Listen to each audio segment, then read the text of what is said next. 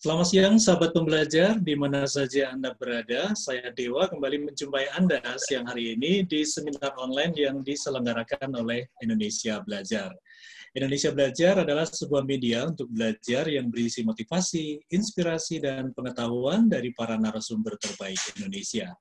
Indonesia Belajar hadir dalam platform mobile aplikasi yang bisa Anda download di Google Play Store ataupun Apple App Store, dan Anda juga bisa klik website kami di indonesiabelajar.id. Anda juga bisa follow Instagram kami Indonesia_belajar.id. Oke, sahabat pembelajar, seminar online siang hari ini pasti sudah Anda tunggu karena kita kehadiran seorang yang istimewa. Beliau adalah Ibu Fiona Wang, Master Trainer of Smile Coaching and Intuitive Coaching, yang sudah hadir di tengah kita. Selamat siang, Bu Fiona. Selamat siang, Mas Dewa. Selamat Iya. siang, sahabat Indonesia Belajar. Apa kabar? Pasti luar biasa ya. Pak Ivan ini yang buka kamera ya. Pak Ivan, sehat selalu Pak Ivan. Halo, Pak Ivan. Oke, juga ada Pak Umar K, Bu Lina juga. Oke, selamat siang semuanya. Dan siang hari ini, oh ya, untuk Anda yang ingin follow Instagramnya Bu Fiona, silakan fiona.wang889 ya. IG dan Facebooknya ya Bu Fiona ya. Betul sekali, Jangan Mas salah Dewa. ya. Fiona.wang889. Ini angka apa ini 889? Ya. Karena Fiona.Wang saja sudah kepakai. Jadi kalau emailnya terkirim ke situ, itu nanti masuknya ke artis Hong Kong. Jadi dikasih kode. Gitu ya. tiga angka keberuntungan ini sama Iya, nomor betul sekali. tiga nomor terakhir nomor handphone saya nih Bu. Oh gitu, itu ada artinya, Mas Dewa. Ada artinya. Iya. Oke, Bu Fiona, siang hari ini kita Baik. bahas mengenai resilience building block ya. Iya. Ini dibutuhkan juga untuk masa-masa pandemi saat ini ya. Betul sekali. Yeah. Tampaknya Okay. kata resilience itu menjadi salah satu keywords ya, supaya kita bisa membangun ketangguhan, menjalani new normal ini dengan tetap menyenangkan. Ya, oke, luar biasa. Yang terakhir itu yang menyenangkan itu yang Oh menarik. iya, betul. Oke, Bu Fiona, sebelum kita mulai, saya ingatkan dulu untuk sahabat pembelajar yang nanti ingin bertanya, silakan bisa tulis di Zoom group chat atau langsung buka mic ya Bu ya, buka kamera juga untuk Iya, langsung betul kita sekali. berinteraksi ya. Oke, Bu Fiona, kita penasaran nih, apa sih ketangguhan atau kemampuan kita yang harus kita bentuk ini untuk menghadapi new normal ini? Baik. Mas Dewa, saya izin sharing slide ya. Oke, ya. Oke, ya. Oke, baik. Jadi, teman-teman, kita pagi ini, udah siang ya, menjelang siang ini, mau diskusi, mau sharing ringan tentang apa itu resilience building block. Ya. Nah, kalau kita lihat sekarang ini, kenapa sih perlu ada resilience building block segala gitu ya. Nah, biasa ketika saya membawakan tentang resilience building block ini, diikutin dengan resilience coaching. Hari ini kita nanti juga akan ada 2 sesi, yaitu sekitar 15 menit terakhir ya. Kita akan coaching, sesi coaching ya Mas Dewa ya. Nanti saya akan melakukan grup coaching dan bisa diikuti oleh teman-teman semua. Ya. Nah, kenapa sih perlu resilience ya saat ini?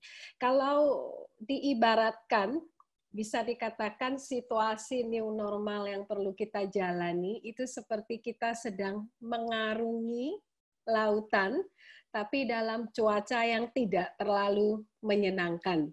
Betul tidak, teman-teman? Ada ombak-ombak yang tinggi gitu ya, ada hujan, badai, petir yang mungkin menyambar-nyambar. Singkatnya kita bisa bilang bahwa situasi sekarang ini penuh dengan ketidakpastian.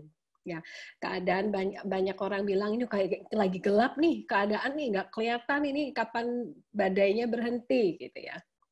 Nah, untuk itu ada satu skill yang kita butuhkan, yaitu bagaimana menjadi pelaut yang tangguh.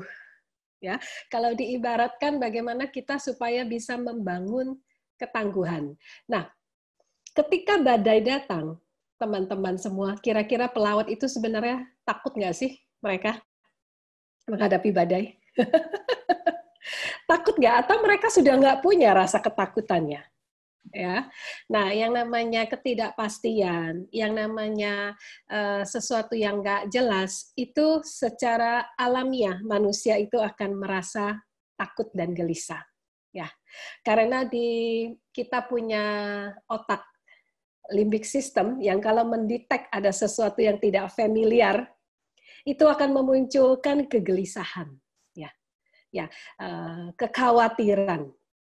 Ya, lalu kemudian basic instinct kita akan bekerja, ya kan? Apakah kita akan mau lari dari keadaan ini, melawan, atau kita freeze, nggak bisa ngapa-ngapain? Ya, nah kalau kita misalkan mengibaratkan bahwa apa yang kita alami ini seperti mengarungi lautan yang sedang mengalami badai ini, ya, pelaut itu juga dia ada rasa takut, bukannya tidak.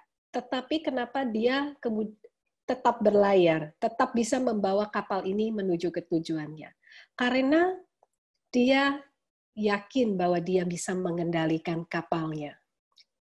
Ya, kan pepatah juga mengatakan kita mungkin tidak bisa mengubah cuaca, tapi kita bisa mengadjust our sail, kita bisa mengendalikan layar kita.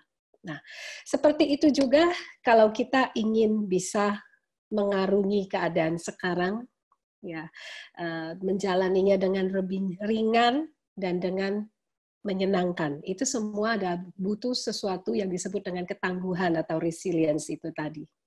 Ya. Dikatakan bahwa laut yang tenang tidak melahirkan pelaut yang tangguh. Ya, kalau pelaut mungkin tidak punya, memang mereka berproses seperti itu. Kita juga sama, kan situasi sekarang suka nggak suka, senang nggak senang, ini adalah sesuatu yang perlu kita lalui. Ya, nah kalau begitu, bagaimana kita membangun ketangguhan? Nah, kita lihat sekarang ini salah satu memes yang banyak beredar ya, kalau kita lihat di sosial media, di WhatsApp grup juga banyak dikirimkan oleh teman-teman. Katanya kita semua memang berada di dalam badai yang sama, tetapi kita tidak berada di perahu yang sama. Nah, namun bukan poin itu yang ingin saya highlight. Ya, saya tutup dulu kata-kata yang di atas. Saya mau mengajak teman-teman lihat gambar ini. Kira-kira mungkin nggak ada orang-orang yang berada di perahu yang paling besar itu, yang tampak paling tangguh itu, tapi dia punya kekhawatiran, kecemasan melebihi yang berada di kapal yang kecil? Mungkin nggak? Mungkin saja, ya kan? Ada nggak orang-orang yang berada di kapal yang lebih kecil, tapi dia memiliki ketenangan yang melebihi orang-orang yang berada di kapal yang besar? Bisa saja, ya kan? Lalu sebenarnya apa yang menjadi kunci sebuah state yang tetap positif supaya kita bisa melalui badai gelombang ini dengan baik? Ada kata-kata bahwa yang perlu kita miliki adalah perasaan siap dan perasaan berdaya dari dalam. Siap secara apa saja? Ya, kita bisa lihat dari 4 dimensi manusia. Kita perlu siap secara fisik, ya, yaitu siap secara kesehatan, ya, bagaimana kita merawat kesehatan yang ada sekarang. Lalu siap secara finansial juga. Lalu bagaimana supaya bisa siap secara emosi, tetap tenang, dan siap secara mental, yaitu berpikiran positif, agile, menjadi lebih fleksibel, ya, dan juga tangguh, tetap tangguh. Jadi kalau kita katakan siap dan berdaya inilah, ya, perasaan siap dan berdaya inilah yang kita sebut sebenarnya adalah rasa resilience yang ada di dalam diri kita. Sebuah rasa bahwa kita ini siap dan berdaya. Itu yang akan kita bangun, yang perlu kita terus tingkatkan gitu ya. Jadi bisa melalui situasi sekarang dengan baik. Jadi hanya yang siap dan berdaya saja yang bisa mengendalikan kapal. Kalau perumpamaan tentang pelaut tadi adalah sekarang bagaimana kita mengendalikan kapal diri ini, ya, membangun ketangguhan kapal diri ini, ya. Nah, kata resilience ini sebenarnya artinya apa ya? Nah, resilience itu adalah satu kondisi ketahanan psikologis di mana seseorang itu mampu beradaptasi, ya, dalam kehidupan, dalam situasi apa saja, termasuk dalam kondisi yang buruk. Jadi ketika seseorang dikatakan memiliki resilience yang tinggi, artinya dia itu punya kemampuan, punya kapasitas untuk bertahan, ya, bahkan mampu tetap bertindak, ya, sekalipun dalam situasi yang penuh dengan tekanan. Jadi dia intinya bisa mengelola stresnya secara positif. Nah, kalau orang-orang yang tangguh itu biasanya mereka tidak berarti bahwa mereka itu tidak akan kena masalah, tetapi mereka bisa lebih cepat mengaccept situasinya, lalu menemukan satu kekuatan ya yang dibutuhkan untuk merangkul kesulitan-kesulitannya. Jadi bisa tetap maju, tetap bertindak. Ya. Nah, dan ini adalah skill yang paling kita butuhkan di era new normal ini, untuk bisa memiliki kapasitas untuk recover dengan cepat ketika kita merasa berada dalam kesulitan. Ya, itu resilience. Nah, kalau kapasitas tadi kita dikatakan bahwa perlu fleksibel gitu ya. Jadi being resilience itu sangat terkait dengan fleksibilitas yang kita miliki. Ya. Nah, ini teman-teman. Orang yang tangguh itu bukan orang yang kebal dari masalah. Tidak ada satupun orang yang kebal dari masalah, betul tidak? Nah, berarti kalau menjadi orang yang tangguh itu bukan berarti kita nggak akan ketemu masalah, enggak. Ya, masalah itu tetap ada, tetapi dia bisa melihatnya berbeda, bisa melihatnya sebagai tantangan. Dan ketika dia melihatnya sebagai tantangan, ya, itu di dalam dirinya itu muncul sebuah fleksibilitas, ya, pikiran, perilaku, emosi, gitu ya. Jadi dia itu bisa mengelolanya dengan baik. Bisa mengelolanya dengan baik. Jadi bukan karena dia kebal, tetapi dia punya sebuah kapasitas lebih untuk bisa tetap fleksibel dan mengelola situasi dengan baik. Nah, kalau kita lihat kan sebenarnya yang namanya stres itu bisa muncul dari single event. Satu kejadian saja, kayak situasi sekarang. Orang dirumahkan, ada yang kehilangan pekerjaan, ada yang bangkrut. Itu bisa membuat seseorang kemudian menjadi stres. Ya kan? Tapi bisa juga muncul dari situasi yang berkepanjangan kayak ke uncertainty ini. Kita nggak tahu kapan berakhirnya. Anak-anak sekolah di rumah ya dan sebagainya. Ini kapan nih berakhirnya gitu kan?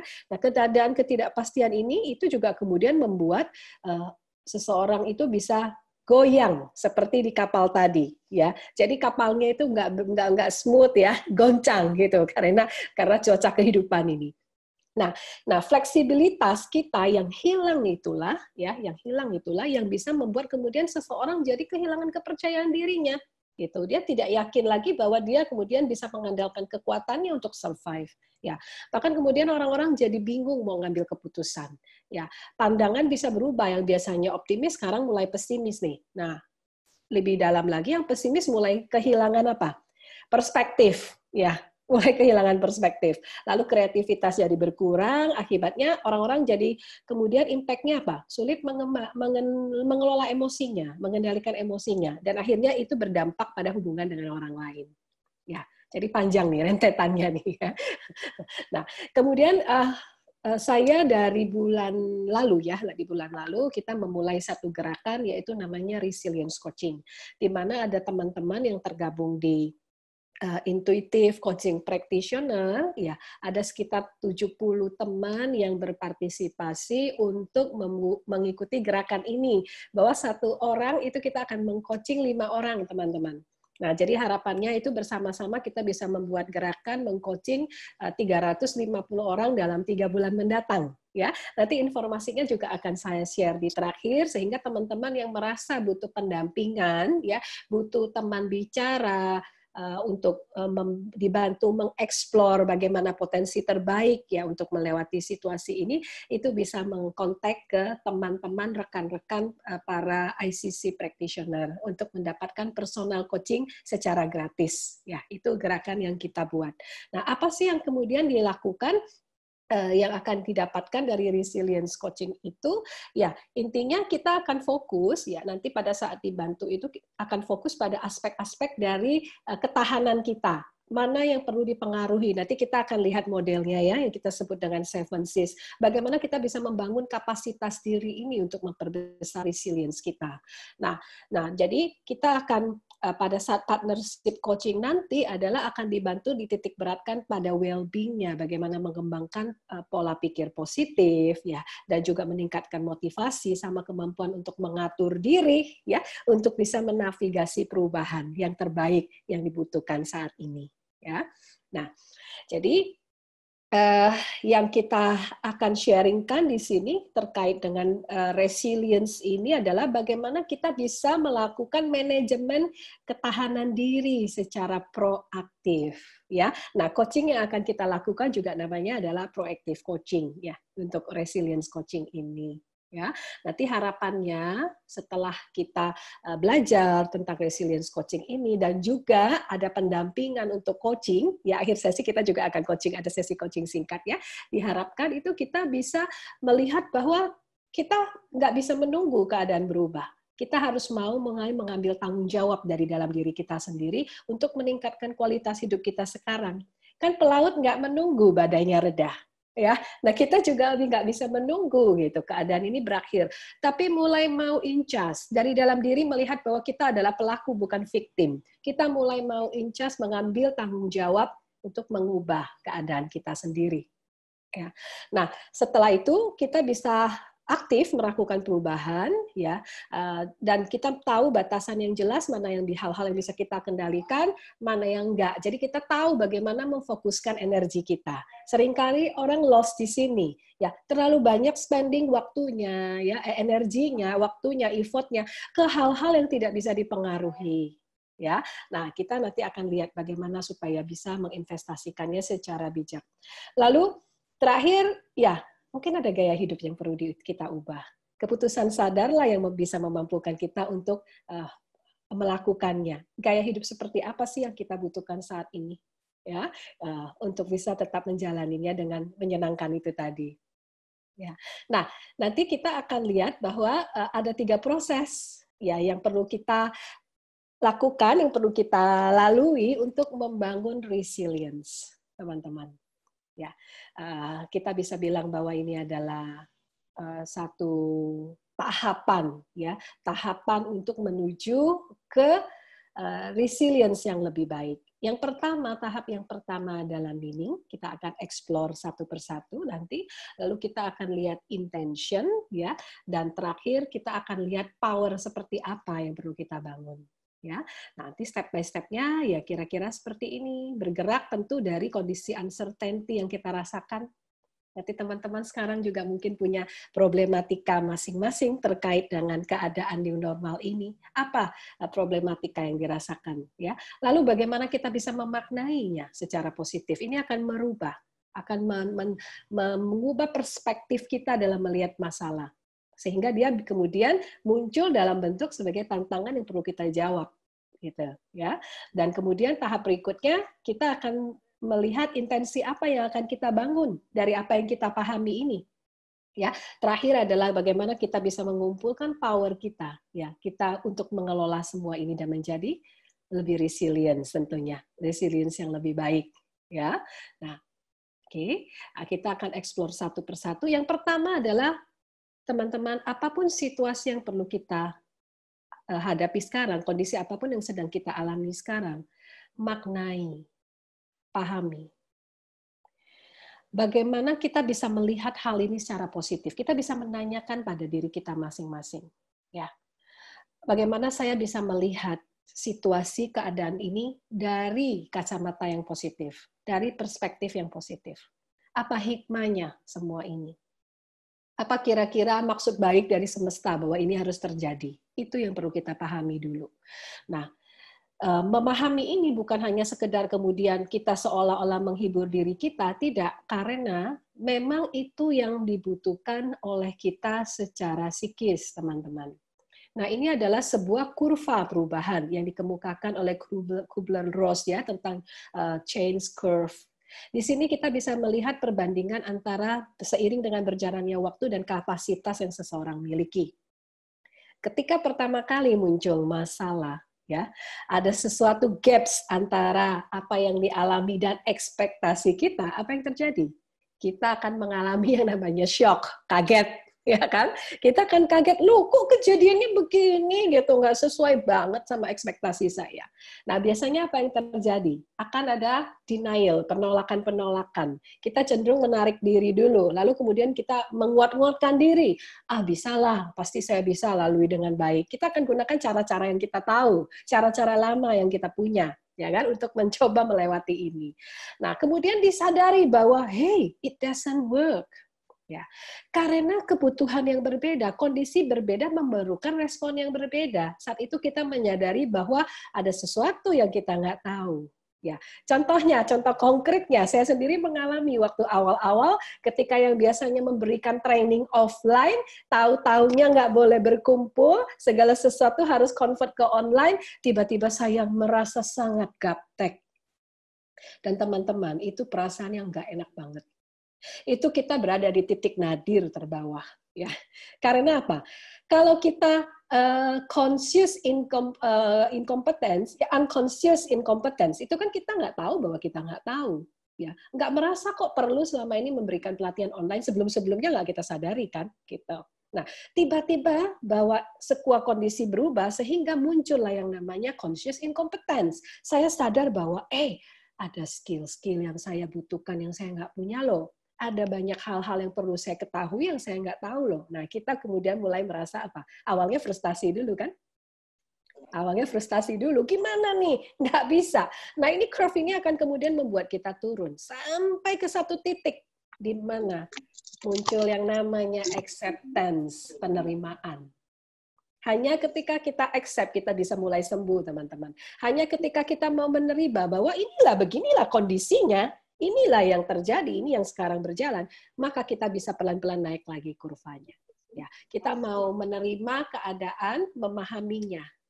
Ya, nah di situ ketika kita mulai menerima kan kita mulai adjust lagi kan, melakukan perubahan-perubahan, kebiasaan baru yang perlu dibangun apa, perilaku apa yang perlu dilakukan, ya kan, yang perlu mulai kita lakukan terus.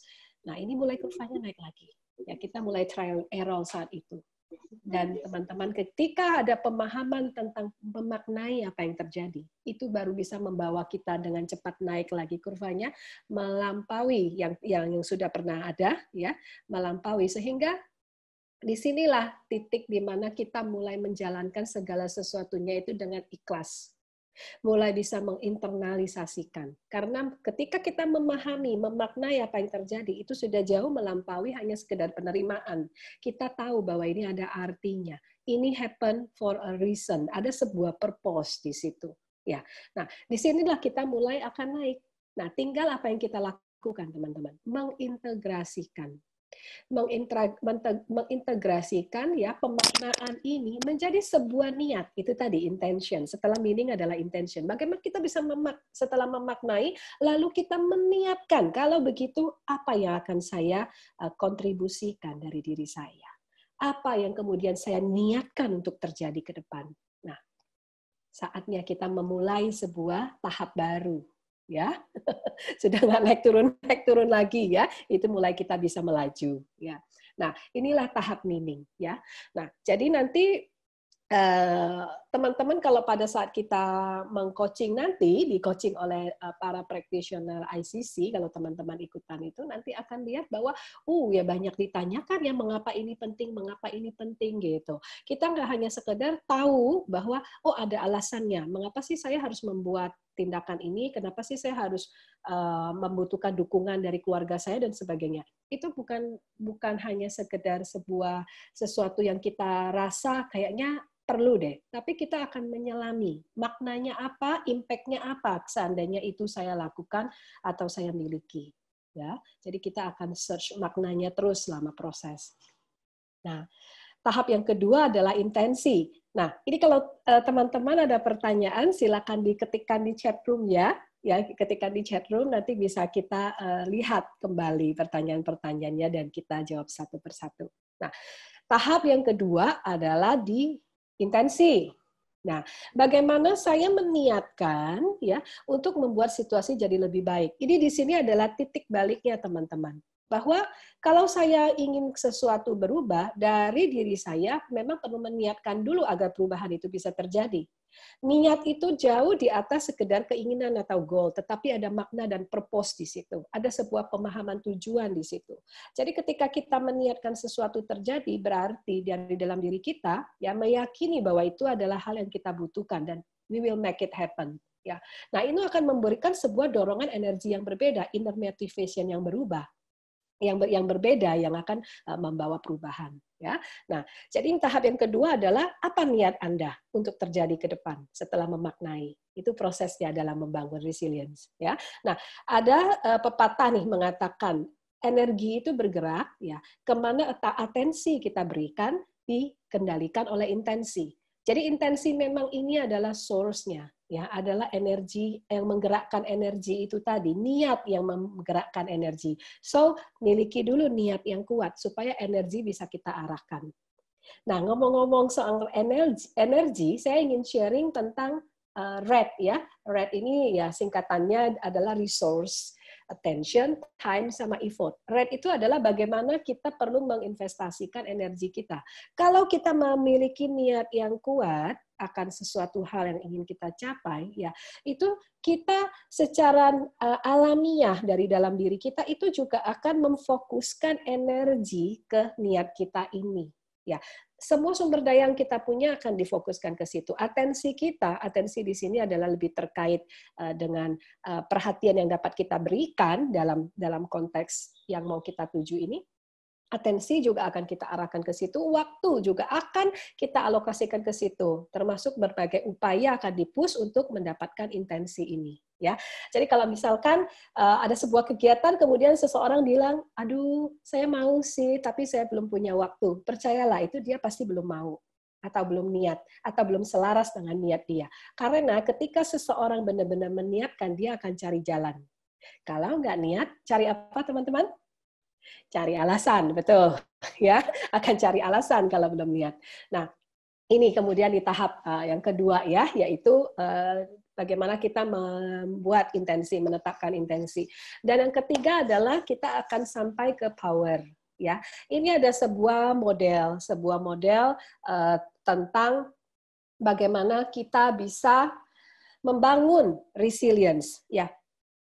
7 Cs ini adalah resilience building block-nya yang membangun ketangguhan kita. 7 Cs ini apa saja? Yang pertama adalah kompetensi yang dibutuhkan. Kedua adalah rasa percaya diri yang dibutuhkan.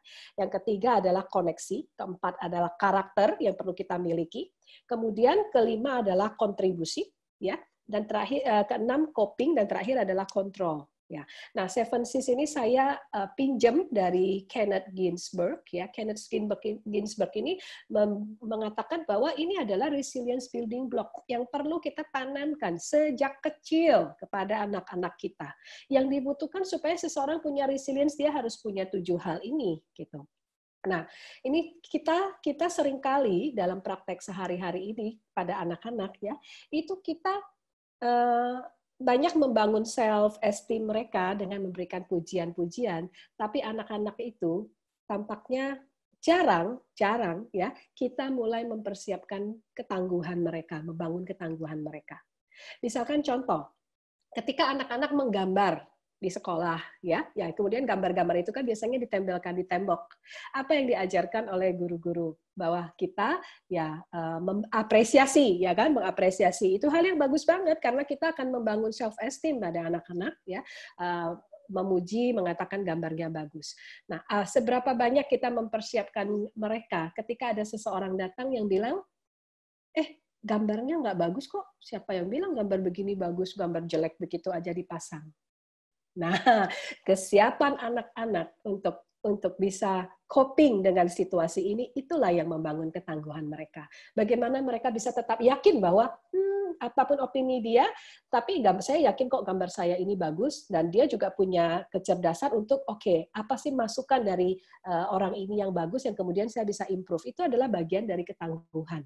Ya, yang kita perlu mempersiapkan anak-anak nggak hanya supaya mereka sukses, tapi bagaimana mereka juga bisa bangkit lagi ketika gagal. Itulah yang kita membangun ketangguhan pada anak-anak. Ya, nah, itu kalau bahas di situ bisa jadi panjang sekali. Saya akan secara cepat ya karena waktu juga melihat apa itu 7 kompetensinya, 7 building block-nya. Yang pertama adalah kompetensi, ya. Nah, kalau kita bicara kompetensi itu di sini adalah kita bicara tentang skill dan knowledge, ya. Bagaimana kita bisa menangani situasi secara efektif. Pengetahuan dan keterampilan seperti apa sih yang kita butuhkan, gitu ya. Nah, ini kalau dikembangkan kita juga akan bisa bicara kompetensi and capability. Ya, bagaimana seseorang bisa mengenali sampai ke dalam dirinya kekuatan yang sudah dia miliki dan potensi yang masih bisa dia kembangkan lagi. Ya, itu kita bicara kapabilitas. Dia bisa mengenali sampai ke situ. Ya. Nah, kemudian yang kedua, teman-teman, adalah tentang tingkat percaya diri. Nah, kalau kita bicara tingkat percaya diri, itu ada dua hal ya. Ada dua hal, yaitu adalah tentang self-esteem dan self-efficacy. Bagaimana dia memiliki image diri yang positif, memandang gambaran dirinya yang positif dari dalam dirinya. Yang kedua adalah bagaimana dia meyakini bahwa dia punya kemampuan untuk menyelesaikan pekerjaan yang perlu dia selesaikan. Nah, ini yang membentuk rasa percaya diri seseorang. So, ketika kita mau membangun resilience, bangun dulu self-confidence kita. Ya. Nah, yang ketiga adalah tentang koneksi. Nah, koneksi ini begini, teman-teman. Bagaimana kita bisa merasa bahwa kita itu memiliki support dan dukungan dari orang-orang sekitar kita. Bahwa orang-orang sekitar kita itu terbuka loh, ya, terbuka dan mereka itu terhubung atau tersedia buat kita, ada untuk kita. Nah, ini akan memberikan rasa bahwa kita nggak sendirian. Nah, di sini adalah bagaimana ketika kita menghadapi sebuah masalah, kita merasa ada nggak sih dukungan dari keluarga, dukungan dari lingkungan saya. Itu sangat mempengaruhi resilience seseorang. Ya. Nah, kemudian bagaimana kita bisa mendapatkan dukungan ini, mendapatkan rasa ini dari orang-orang terkasih kita. Nah, yang keempat adalah tentang karakter. Ya, karakter. Nah, ini ada sebuah research bahwa ada loh karakteristik-karakteristik yang menjadi kunci dari resilience. Ya, apa saja sih karakteristik-karakteristik resilience? Yang pertama bahwa adalah orang yang tangguh adalah orang yang aware. Ya, yang sadar terhadap situasinya, sehingga mereka kemudian bisa mengendalikan emosi mereka sendiri dan juga bisa merespon secara positif dari orang-orang sekitarnya gitu. Nah, orang-orang resilience adalah orang-orang yang pandai memanage perasaannya, ya, pandai memanage perasaannya dan juga bisa memaknai apa yang terjadi, ya. Nah, kemudian orang yang resilience ya dia juga harus punya skill ya mempertahankan kendali terhadap segala situasi. Ya, dia selalu punya cara-cara yang baru, cara-cara yang kreatif untuk bisa mengatasi masalahnya, ya.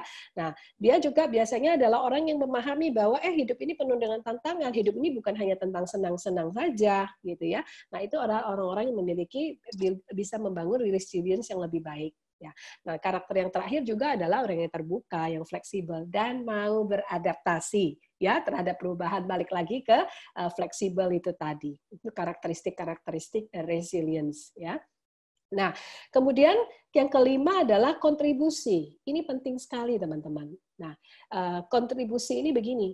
Jangan kita nanya, saya bisa dapat apa sih dari situasi sekarang, tapi apa yang bisa saya berikan untuk membuat situasi sekarang jadi lebih baik dari dalam diri saya. Itu adalah kontribusi yang diharapkan.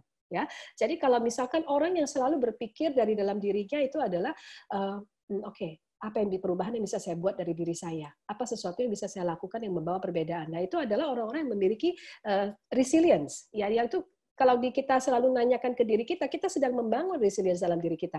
Situasi sekarang, oke, jadi dalam diri saya, apa nih yang bisa saya kontribusikan? Nah, ya, jadi ini adalah kesadaran ini, ya itu membuat kita menjadi tangguh. Kita nggak nunggu-nunggu orang nolong, nggak nunggu-nunggu macam-macam dari luar, tapi dari dalam diri kita sendiri kita bangun. Sebenarnya kita punya kemampuan untuk itu. Dan punya apa ya kecenderungan untuk seperti itu karena pada dasarnya semua orang tuh punya yang namanya being needs, teman-teman. Kalau menurut Maslow adalah ketika seseorang mampu mengaktualisasikan dirinya, ya dia bisa memberikan apa yang terbaik dari dalam dirinya.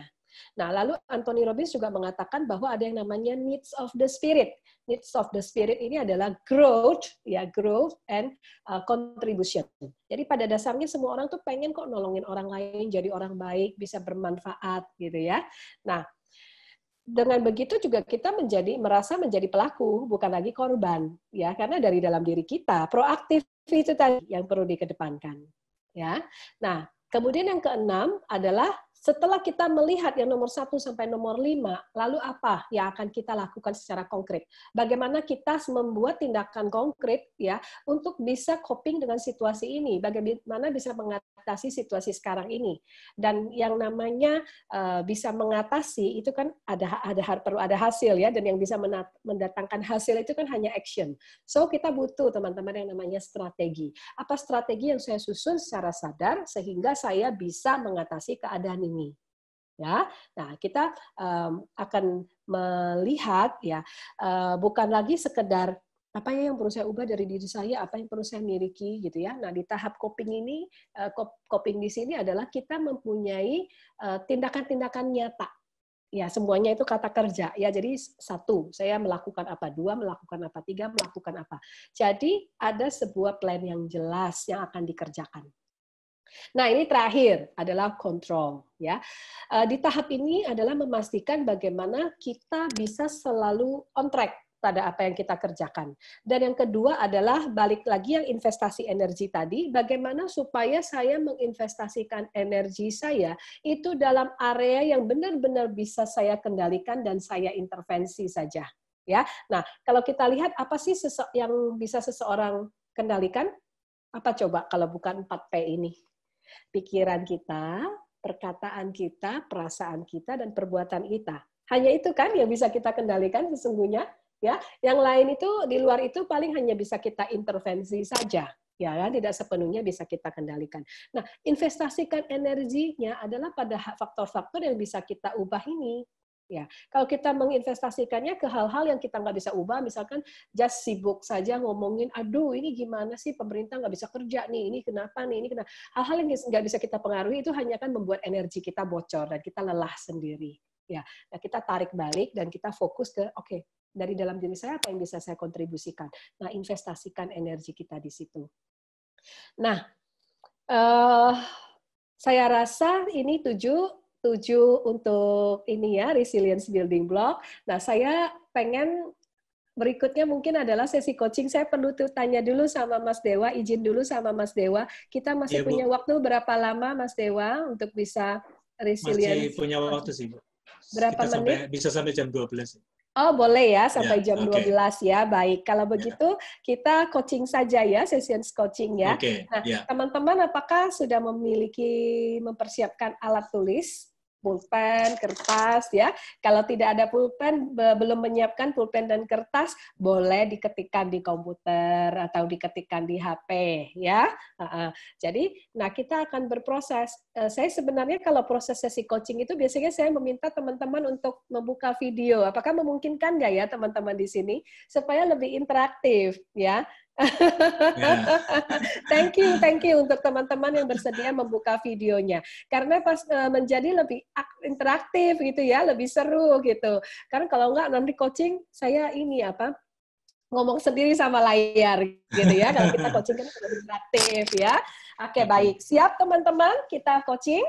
Ya, kita akan coaching singkat ya, hanya beberapa pertanyaan saja. Semoga pertanyaan-pertanyaan ini bisa membawa kita ke tahapan kontemplasi, lalu melampaui itu dengan menyusun strategi ke depan supaya bisa lebih tangguh ya mengarungi situasi sekarang. Baik. Oke, teman-teman. Nah, saya pengen ngajak teman-teman itu untuk memikirkan tentang kondisi ya, hal yang mungkin kurang menyenangkan yang sedang dirasakan sekarang. Apapun itu. Apapun itu, sebuah keadaan yang dirasakan, ini bukan kondisi yang paling ideal, ini sebenarnya bukan yang saya mau nih, tapi ini terjadi. Ada masing-masing ketemu satu hal yang dialami yang tidak menyenangkan? Ada? Oke, ya. Sesuatu yang tidak Anda harapkan, tapi itu yang perlu dijalanin. Nah, ya di kondisi sekarang ini. Sudah? Sudah dapat masing-masing? Kalau sudah, boleh minta tombol reaction-nya seperti ini. Jadi saya tahu progresnya. Ya, pada sudah dapat apa belum? Oke, Pak Umar sudah, Kak Klesia sudah. Thank you, terima kasih. Kak Safa juga udah ya, teman-teman yang sudah memberikan feedback.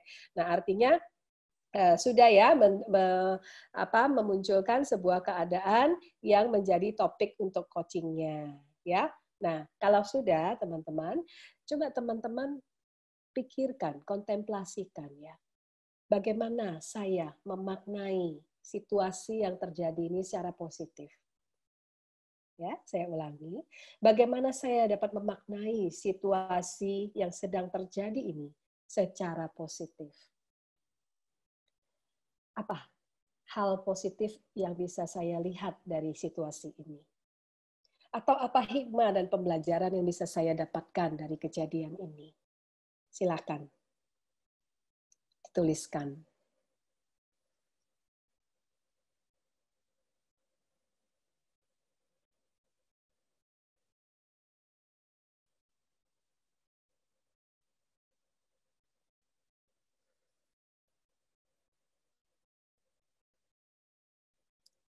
Sudah? Kalau sudah boleh minta jempolnya. Saya jadi fakir jempol ya. Oke, kalau sudah boleh kasih jempolnya. Oke, baik, baik ya. Banyak yang sudah dan memberikan feedback. Terima kasih. Baik, kalau sudah saya akan lanjutkan ya.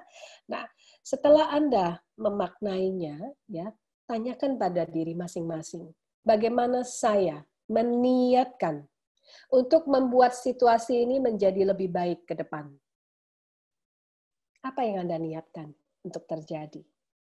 Bagaimana saya meniatkan membuat situasi ini menjadi lebih baik ke depan? Silakan Anda tuliskan niat Anda masing-masing.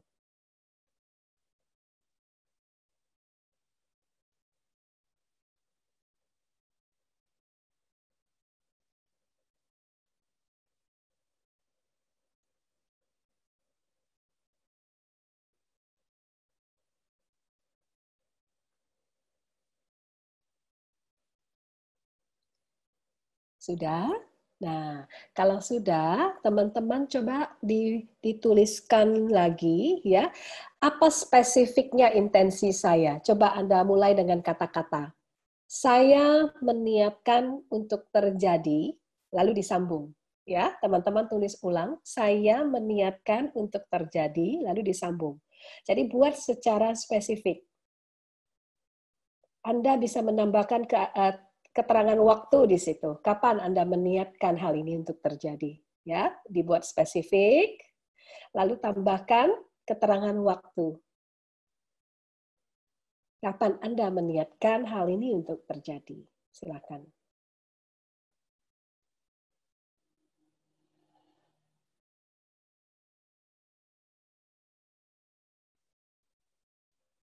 Dan jangan lupa, tanyakan pada diri Anda sendiri, mengapa hal ini penting? Mengapa hal ini penting? Untuk saya niatkan terjadi, bangun maknanya. Bangun koneksinya. Karena hanya dengan kita memaknai mengapa dia penting, ya, itu akan menghidupkan intensi itu untuk lebih menggelora lagi dalam diri kita. Ya. Motivasi yang untuk mencapainya akan jauh lebih besar lagi. Sudah? Boleh minta jempolnya yang sudah? Baik, Pak Ivan cepat sekali. Mantap. Kak Safa juga sudah, Kak Umar sudah, Kak Klesia sudah. Oke. Ya, Kak Ade, Kak Dwi Heli, Kak Wiwin sudah. Baik, ya. Oke. Nah, sekarang kita lanjut lagi. Kak Irwansa juga sudah. Baik, kita akan lanjut lagi adalah saya akan masuk ke tahap power. Tapi kalau tahap power nggak mungkin saya tanyakan semua, pertanyaannya banyak. Saya hanya akan memilihkan 2 atau 3 pertanyaan saja. Ya. Nah, sekarang tadi kan kita membuat intensi. Sekarang fokuskan dalam jangkauan Anda. Ya, hal yang bisa Anda kendalikan dan intervensi. Apa yang bisa Anda kontribusikan untuk membuat situasi jadi lebih baik? Tanyakan pada diri Anda.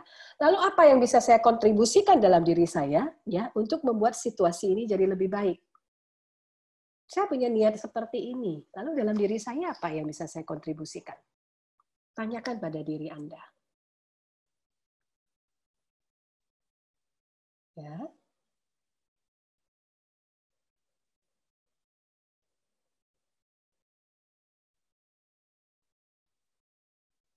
Oke.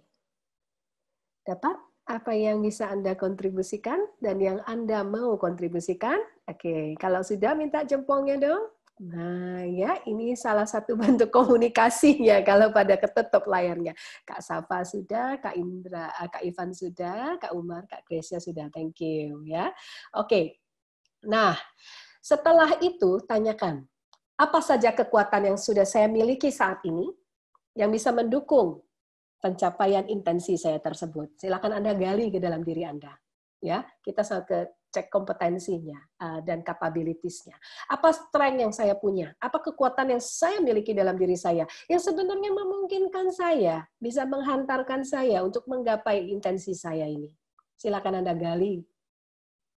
Tuliskan sebanyak-banyaknya.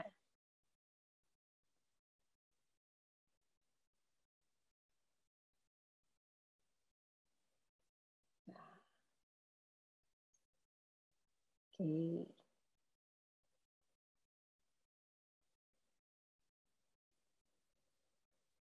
Sudah? Yang sudah boleh berikan jempol ya.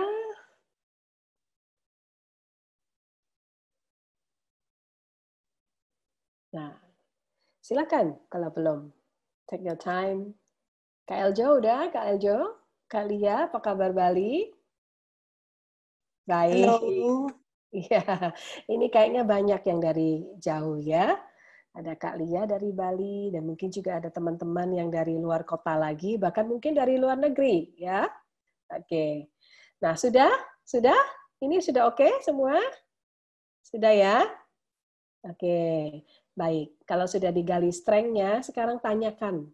Ya, apalagi sih potensi yang perlu saya kembangkan dari diri saya? Apalagi potensi yang perlu saya gali, saya kembangkan lagi dari diri saya, supaya saya bisa mencapai, merealisasikan intensi saya ini dengan baik. Gali dari dalam diri Anda. Apalagi hal-hal yang perlu saya kembangkan. Mungkin hal-hal yang perlu saya pelajari, mungkin hal-hal yang perlu saya kuasai. Ya, mungkin ada hal-hal yang perlu saya ubah dari diri saya. Ya, kita setiap orang beda-beda pasti. Namun temukan apapun itu, sesuatu yang bisa membawa perbedaan ya, yang perlu dibangun lagi. Oke, Kak Ivan sudah. Ya.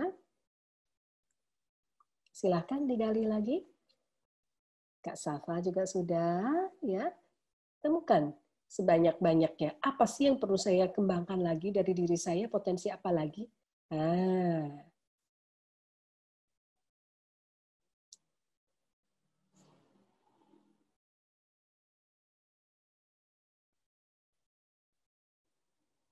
Sudah?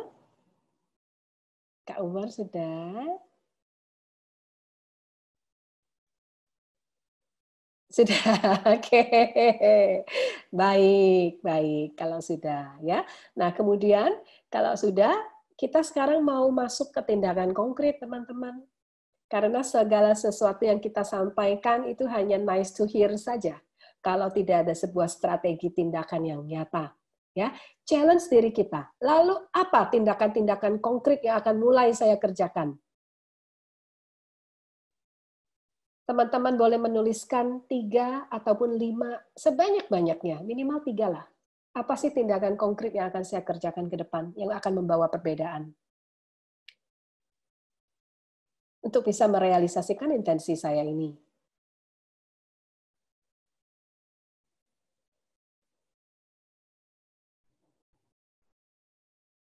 Take your time. Hanya tindakan konkret yang bisa membawa manifestasi, membawa hasil. Tindakan itu berarti harus kata kerja, ya, to do-nya. Ya, Kak Ivan sudah, Kak Natalia masih menulis. Oke, silakan take your time.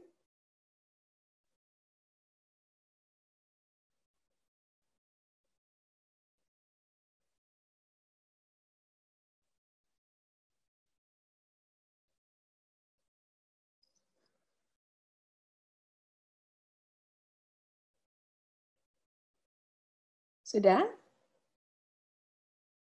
Boleh minta jempolnya kalau sudah. Oke, Kak Klesia udah, Kak Nat sudah, ya. Ya, Kak Ade juga sudah. Oke, baik. Baik, ya. Nah, kalau sudah ada tindakan konkretnya, tanyakan. Kan kita kan sibuk nih sekarang, betul nggak? Sela-sela kesibukan kita, banyak aktivitas yang harus dikerjakan. Sekarang ada rencana baru. Tanyakan pada diri Anda, bagaimana Anda bisa mengendalikannya supaya tetap on track. Singkatnya, bagaimana Anda bisa berkomitmen untuk merealisasikan semua yang sudah Anda buat tadi strateginya.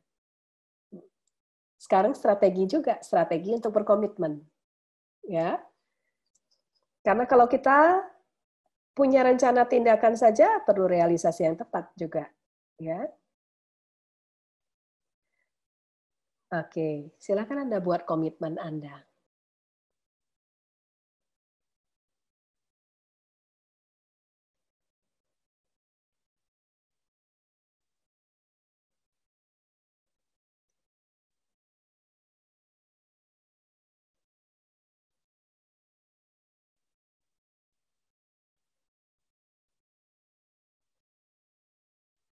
Oke, sudah baik, ya. Nah, ini kalau sudah, tanyakan pada teman-teman, apa sih insight ya, apa wawasan yang saya dapatkan dari sesi coaching yang singkat ini. Kita cuma sekitar 10 menit. Apa dari 10 menit perenungan ini dan rencana yang saya buat ini yang kira-kira bermanfaat buat saya. Ya. Barangkali ada teman yang mau sharing pengalamannya? Silakan kalau ada yang mau sharing. Boleh ya Kak Dewa ya, Mas Dewa ya? Ya, boleh, boleh Bu. Oke, Kalau ada baik. yang mau sharing, boleh buka mic-nya. Mungkin mendapat sebuah pengalaman, ada sebuah kontemplasi, ada sebuah kesadaran baru atau strategi baru. Silakan. Ada yang mau sharing? Oke, sahabat pembelajar, silakan langsung buka mic saja. Saya Oke, dengan saya mau sharing, Bu. Bu Iya, Klesia, ada dua ya, ada Ada Kak Klesia dan Kak Safa. Siapa dulu? Ada Bu Natalia juga. Ada 3, baik ya. Kalau gitu Kak Klesia dulu ya, yang sudah Klesia dulu membuka. ya. Habis ini Kak Safa ya. Oke, silakan Kak Klesia. Dari 10 menit ini saya mendapat banyak hal. Yang pertama saya jadi lebih nyata ya, apa yang saya biasanya cuma ada di pikiran, lalu ditulis. Jadi ada pengejawantahan gitu. Jadi ada realisasi. Biasanya di otak kan campur aduk, jadi nggak jelas mau gitu. Karena banyak gitu kan maunya. Kalau ditulis tadi satu-satu jadi rapi, terstruktur, dan kita jadi bisa lebih ngerti diri, oh ternyata saya maunya ini. Pertama saya harus ini, lalu saya apa yang harus saya lakukan. Oke, jadi lebih jelas ya Kak Klesia ya. Lebih nyata gitu. Lebih nyata. Baik ya, kongres ya Kak Klesia, selamat menggapai intensinya dengan bahagia ya. Oke, thank you.